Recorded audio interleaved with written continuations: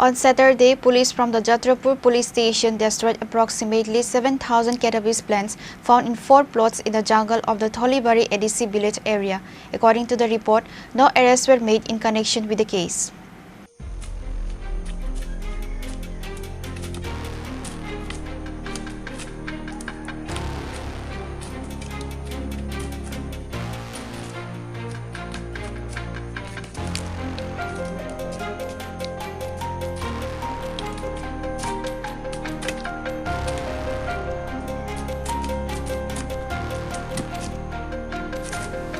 The OC stated that based on secret information, he led a team including Sub-Inspector Vijay Chakravarti, ASI Tapan Devnath and Khorang Devarma along with several TSR Jawans to the specified location. There, they proceeded to cut down and destroy a total of 7,000 cannabis plants one by one across the 4 plots. Furthermore, he added that such operations will continue in the Thana area.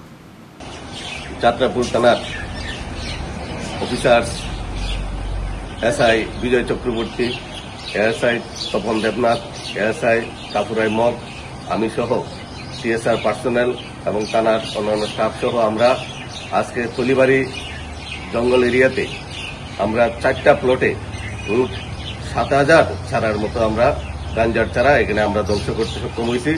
এর আগেও গত 30 তারিখ আমরা মনে পাথর একটা খালি জায়গাতে আমরা জঙ্গল এরিয়াতে আমরা প্রায় 5,000 গাঁজা চারা আমরা ধ্বংস করেছি।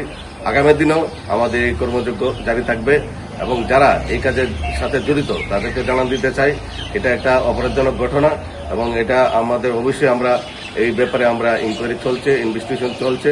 যারা যারা এই কাজের সাথে জড়িত তাদের বিরুদ্ধে আমরা আইনগত ব্যবস্থা নিতে বাধ্য থাকব। However, as per report, nobody is arrested related to the case. The Jatrapur police also stated that more steps will be taken in the coming days.